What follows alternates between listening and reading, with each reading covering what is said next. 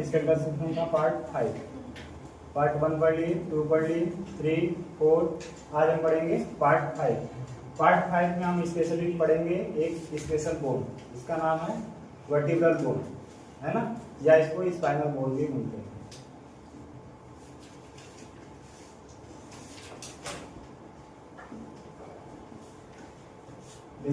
नाम क्या है? वर्टिब्रल कॉलम या स्पाइनल बोन या वर्टिब्रल बोन, बहुत सारे नाम से जाना जाता है। इसमें हमको पढ़ना क्या है? वर्टिब्रल बोन क्या होते हैं, क्या क्या बीमारियां होती हैं, क्या क्या उसका रीजन होते हैं, क्या क्या फंक्शन होते हैं, क्या क्या लैंडमार्क होते हैं, और क्या हमारा क्लिनिकल इंपॉर्टेंस है ना। डिफिनेशन मतलब क्या, इसका परिभाषा है। रीजन मतलब कितने पार्ट में बांटा गया है। नेक्स्ट फंक्शन मतलब होता है कि क्या ये काम करता है हमारे बॉडी में, वर्टिब्रल कॉलम का क्या काम होता है। नेक्स्ट हमारा लैंडमार्क कि हमारे जो स्पाइनल कॉर्ड है उसकी एनाटॉमी क्या है। नेक्स्ट हमारा है क्लिनिकल इंपॉर्टेंस, यानी कि इस बोन में क्या क्या हमारी बीमारियां हो सकती हैं। पहला हमारा definition, the vertebral column spine लिखा हुआ है ना, यानी कि वर्टिब्रल कॉलम का दूसरा नाम क्या है हमारा? स्पाइन। स्पाइन बोल सकते हैं या वर्टिब्रल बोन बोलो या वर्टिब्रल कॉलम बोलो, ठीक है ना। तो vertebral column spine is a flexible body structure extending from the skull to the pelvis, यानी कि इसका शुरुआत कहाँ से होता है, यानी कि ओरिजिन कहाँ से होता है हमारा? स्कल से होता है, और इंसर्शन कहाँ से होता है हमारे? पेल्विक कैविटी में होता है, यानी कि हमारा सर्वाइकल से लेके हमारा पॉकेट्स तो हमारा क्या होता है, हमारे वर्टिब्रल कॉलम के बोन होते हैं, जिनका ओरिजिन हमारा कहाँ से होता है? स्कल बोन से होता है, और इंसर्शन यानी कि मीटिंग पॉइंट हमारा कहाँ होता है? पेल्विक कैविटी के बीच में खत्म हो जाता है। नेक्स्ट है consist of the vertebral stalk one above another forming the central exit of the skeleton। इसका मतलब है कि जो हमारा वर्टिब्रल बोन है एक दूसरे बोन के ऊपर स्थित है, यानी कि एक बाई वन, यानी कि एक के ऊपर दूसरा, एक के ऊपर दूसरा ऐसे होके बना हुआ है। टोटल कितने बोन होते हैं हमारे यहाँ? 26 बोन होते हैं। ऐसे तो देखा जाए हमारे को 33 बोन होते हैं, लेकिन हमारा जो 5 बोन फ्यूज होकर हमारा एक सेक्रम बनता है, और 4 बोन फ्यूज होकर हमारा एक कॉर्टेक्स बन जाता है। तो हमारा एक 4 और 3 7 बोन क्या होते हैं? फ्यूज हो जाते हैं। टोटल हमारा 26 बोन माना जाता है। Region of the vertebral column, तो रीजन हमारे कितने हैं? 33 बोन, है ना। तो हमारे 33 वर्टिब्रे होते हैं, जिसमें हमारे सर्वाइकल 7 होते हैं, थोरैसिक 12 होते हैं, लंबर 5 होते हैं, सेक्रम जो होता है 5 बोन होता है एक्चुअल छोटे बच्चों में, लेकिन जब बच्चा एडल्ट हो जाता है उसमें क्या होता है? फ्यूज होता है, 5 बोन फ्यूज होकर एक बोन का निर्माण होता है, यानी कि 5 बोन को एक बोन बोल सकते हैं। नेक्स्ट हमारा है कॉर्टेक्स, वो हमारा 4 बोन होता है बचपन में, जैसे हम बड़े होते हैं वैसे क्या होता है? बोन का फ्यूजन होता है और 4 बोन के रूप में एक रूप देखने लगता है, ठीक है। तो इसको हम टोटल 33 वर्टिब्रे बोल सकते हैं, लेकिन जब हम एडल्ट होते हैं तो हमारे 4 बोन यहाँ से और 3 बोन यहाँ से फ्यूज हो जाते हैं और बन जाते हैं 1, यहाँ से 1 बनता है और यहाँ 1 बन जाता है, यानी कि 1 1 2 हो गया, और ये टोटल कितने हो जाएंगे हमारे? 33 से हमारा कन्वर्ट हो जाएगा 26। कब? बेबी में इतना रहेगा, यानी कि 33 रहेंगे। जब एडल्ट हो जाएंगे 18 साल 20 साल के हो जाएंगे तो हमारा 33 से 26 बोन में कन्वर्ट हो जाएगा, ठीक है।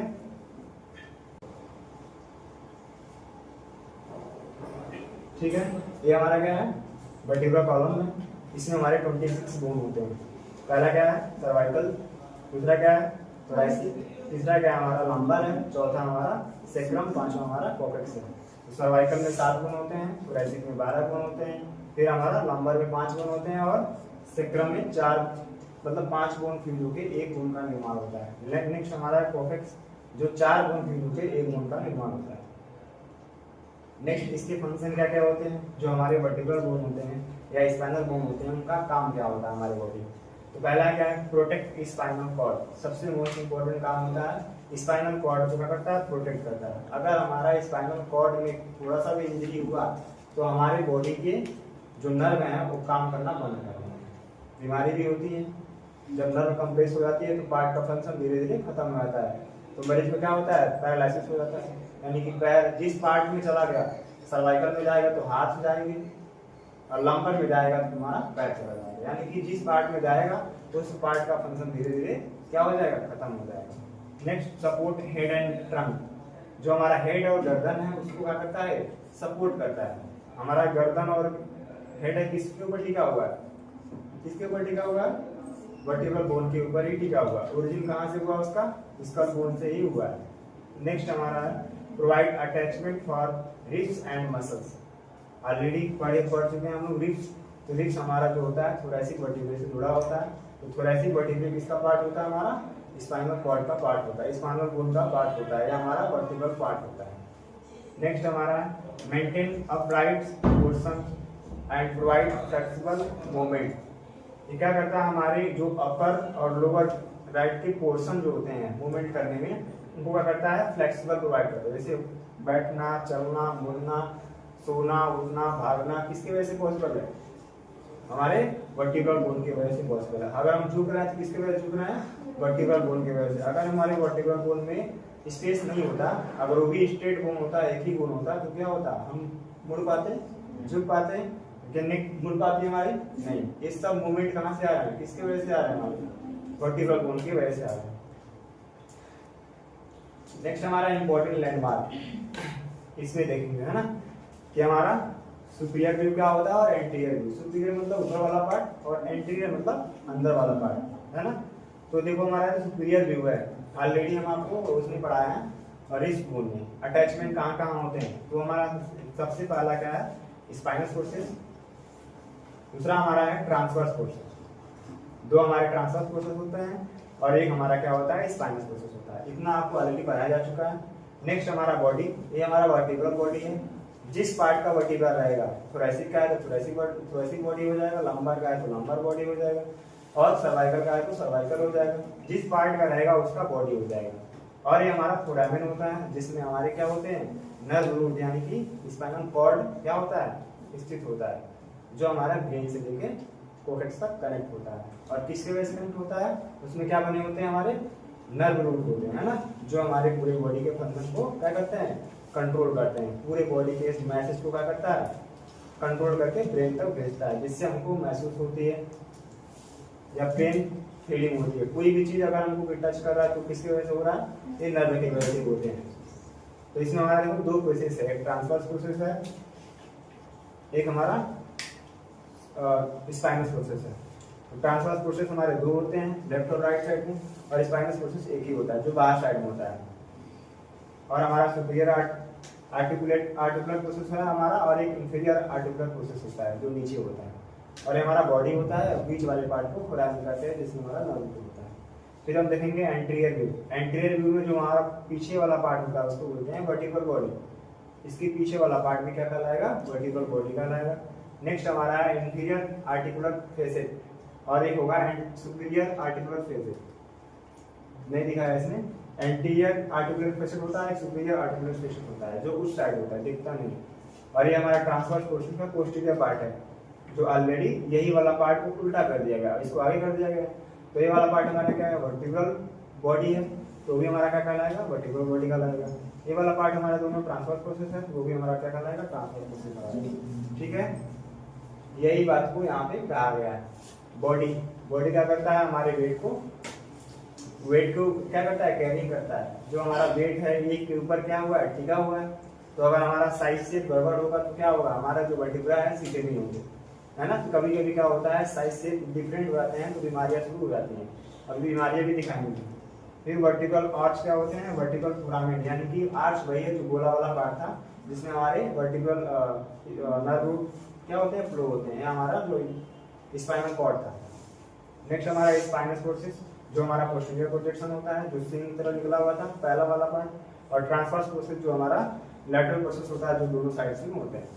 नेक्स्ट हमारा superior and inferior articular process बताया ना, जो हमारा लास्ट सिंग जैसा थोड़ा सा निकला था। नेक्स्ट हमारा एक किसका काम आता है, ज्वाइंट में, जैसे यहाँ पर देखो लिखा है, ये दोनों सिंग की तरह दिख रहा है ना, ये दोनों हमारा क्या होता है, जुड़ने में मदद करता है, यानी कि नेक्स्ट बोन इसके ऊपर ही होता है। ठीक है, किसका, वर्टिब्रल बॉडी। अब हम पढ़ेंगे क्लिनिकल सिग्निफिकेंस, मतलब बीमारी के बारे में पढ़ेंगे, क्या क्या बीमारी हमारे स्पाइनल कॉर्ड में हो सकती है। तो पहला हमारा है हर्निएटेड डिस्क। मोस्ट कॉमन बीमारियां हैं कृमि होता है जो जिम करते हैं, हैवी लिफ्टिंग करते हैं या हैवी वेट उठाते हैं, उन मरीजों में क्या होता है, हर्निएटेड डिस्क होता है। हर्निएटेड मतलब होता है कि जो हमारा साइड शेप में उसमें क्या होता है, बदलाव हो जाता है, यानी कि बल्ज हो जाता है, या बल्जिंग डिस्क बोलते हैं। बहुत सारे डिस्क की बीमारियां होती हैं, लेकिन हर्निएटेड में क्या होता है, जो हमारे डिस्क होते हैं वो क्या होते हैं, ओवरलैप हो जाते हैं, कुछ निकल जाते हैं। जैसे यहाँ पे देखो निकला हुआ है ना, ये हमारा हर्निएटेड डिस्क है। अगर नॉर्मल डिस्क होता है तो हमारा इस बॉडी में ही स्थित होता है, लेकिन अगर कोई बीमारी हो गई डिस्क में तो क्या हो जाएगा, डिस्क बाहर निकलेगा। जैसे बाहर निकलेगा हमारा फोरामेन है, फोरामेन में क्या होती है, हमारे ऑलरेडी बताएं आपको, स्पाइनल कॉर्ड होते हैं, और स्पाइनल कॉर्ड से क्या निकले होते हैं, नर्व होते हैं। तो देखो यहाँ पे नर्व निकला हुआ है ना दोनों साइड। अगर हमारा एक डिस्क प्रोलैप्स नहीं होगा, या हमारा हर्निएटेड मतलब एक तरीके से प्रोलैप्स बोल सकते हैं, अगर हमारा डिस्क प्रोलैप्स नहीं होगा तो हमारा नर्व रूट में कोई भी प्रकार का दबाव नहीं आएगा। आएगा नहीं आएगा, क्योंकि हमारा बॉडी है ऑलरेडी इसकी और इसके बीच में दोनों गैप है ना, इसको पेडिकल्स बोलते हैं। इस पेडिकल और बॉडी में अंतर है, गैप भी है, लेकिन जैसे हमारा डिस्क प्रोलैप्स हो जाता है वैसे क्या होता है, गैप खत्म हो जाता है और नर्व क्या होता है, कंप्रेस हो जाते हैं। और जैसे नर्व कंप्रेस हुआ, इसके बीच के स्पेस में कमी आएगी, और जैसे कमी आएगी नर्व दबना शुरू हो जाएगा, और जैसे दबेगा ये वाला पार्ट का फंक्शन धीरे धीरे खत्म हो जाएगा। जहां तक सप्लाई रहेगी वहां तक पार्ट का फंक्शन खत्म हो जाएगा, क्योंकि नर्व रूट की ओरिजिन कहाँ से होती है, स्पाइनल कॉर्ड से होती है, और एंडिंग जहां तक हमारा बॉडी पार्ट होता है। तो हम अगर मान लो एक पेड़ है, पेड़ के नीचे से काट देंगे तो क्या फल होगा उसमें, लेकिन डाली काट देंगे तो पेड़ रहेगा ना।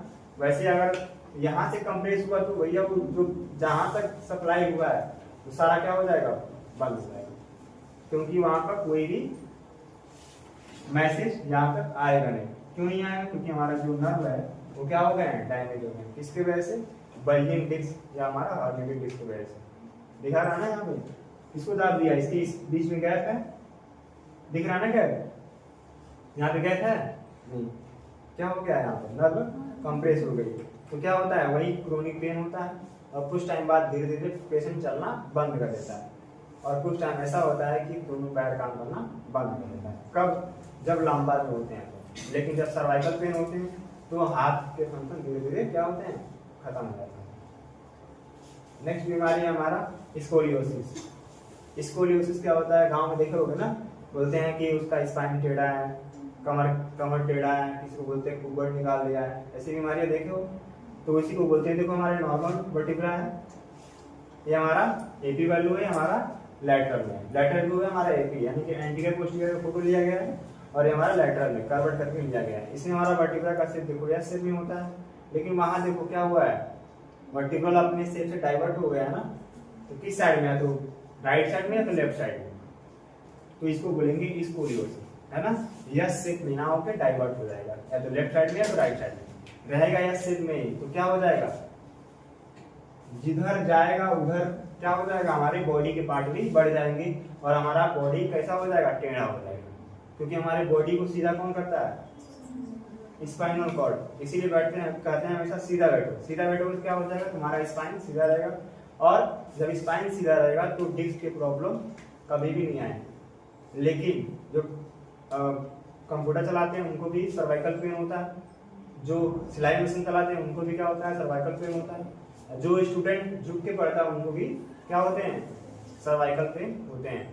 बैठ के देखना, ऐसे बैठे होता है ना, तो यहाँ पेन होने के चांस ज्यादा होते हैं। क्यों, क्योंकि जब हमारा वर्टिब्रल के बीच में स्पेस बहुत कमी है ना, तो डिस्क कंप्रेस होने लगते हैं। जब डिस्क कंप्रेस होगा तो किसको कंप्रेस करेगा, नर्व को। जब नर्व में दबाव आएगा तो हमको पेन होना शुरू हो जाएगा।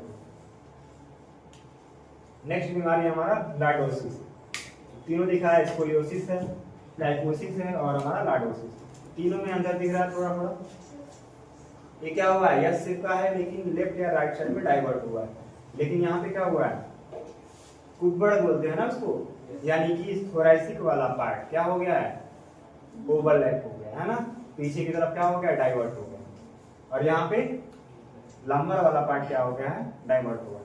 हमारा थोरैसिक सब सही रहता है, लेकिन पीछे वाला पार्ट, जो हमारा लंबर वाला पार्ट क्या होता है, पीछे की तरफ पोस्टीरियरली क्या होता है, पोस्टीरियरली निकल जाता है ना, जिसको बोलते हैं, इसको बोलते हैं कुब्बड़। कब, जब हमारा थोरैसिक वर्टिब्रे से हमारे शेप क्या हो जाएंगे, गड़बड़ हो जाएंगे, क्या निकलेगा, ऐसे चलेगा ना, पीठ निकल जाएंगे और यहाँ पे बैक निकल जाएगा, ठीक है। और इसमें क्या हो जाएंगे, लेफ्ट या राइट साइड में क्या हो जाएंगे, पीठ हमारे निकल जाएंगे। तीनों मंदिर दिख रहा है, इसको बोलते हैं स्कोलियोसिस, इसको बोलते हैं काइफोसिस और इसको बोलते हैं लॉर्डोसिस। एक इसकी बीमारी है हमारा स्पाइनल कॉर्ड की बीमारी।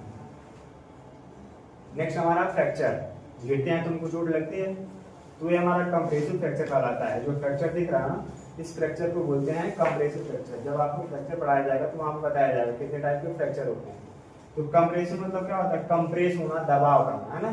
ऐसे फ्रैक्चर जो दबाव से हो जाते हैं, जैसे हम गिरते हैं तो फोर्स लगता है हमारे बॉडी में, जैसे फोर्स लगता है तो फोर्स का मतलब ही क्या होता है, प्रेशर या दबाव होता है ना।